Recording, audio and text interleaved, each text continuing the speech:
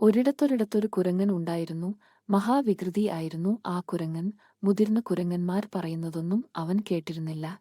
എന്തു കണ്ടാലും അതിലൊക്കെ എന്തെങ്കിലും ചെയ്യാതെ അവനു സമാധാനം ആവുകയില്ല. ഒരിക്കൽ കാടിനടുത്ത് കുറെ മരം വെട്ടുകാർ വന്നു. അവർ മരം വെട്ടി താഴെ വീഴ്ത്തി. എന്നിട്ട് മരം പാതി പിളർന്നു വച്ചിട്ട് അതിനിടയിൽ ഒരു മരക്കഷ്ണം തിരുകിയിട്ട് ഊണ് കഴിക്കാൻ പോയി.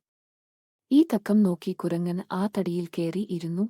എന്നിട്ട് പിളർപ്പിനിടയിൽ വച്ചിരുന്ന മരക്കഷ്ണം ഊരി എടുക്കാൻ നോക്കി. ടപ്പേയ് എന്ന ശബ്ദത്തോടെ പിളർന്നു വച്ചിരുന്ന മരം ചേർന്നടഞ്ഞു. കൈയിൽ മരക്കഷ്ണവും പിടിച്ചു കുരങ്ങൻ നിലവിളിച്ചു പോയി. എന്താണെന്നോ പിളർപ്പിനിടയിൽ പെട്ട് കുരങ്ങച്ചന്റെ വാൽ മുറിഞ്ഞു പോയി. മുറിഞ്ഞ വാലുമായി കുരങ്ങച്ചന് കാട്ടിലേക്കോടി. പിന്നീടൊരിക്കലും ആവശ്യമില്ലത്തിടത്തു തലയിടാൻ പോയിട്ടില്ല. പക്ഷേ വാൽ പോയത് പോയത് തന്നെ അല്ലേ. കാട്ടിലെ മറ്റു കുസൃതി കുരങ്ങന്മാർക്കും അമ്മമാര് ഈ കുരങ്ങന്റെ മുറിഞ്ഞ വാൽ കാണിച്ചു കൊടുക്കാറുണ്ട്. ആവശ്യമില്ലാത്തിടത്ത് പോകാനോ ആവശ്യമില്ലാത്തത് ചെയ്യാനോ പാടില്ല, അല്ലേ കൂട്ടുകാരെ?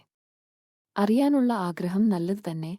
പക്ഷെ മുതിർന്നവരോട് അനുമതി വാങ്ങിയിട്ട് വേണം ചെയ്യാൻ, അല്ലെങ്കിൽ അപകടം ഉണ്ടാകും.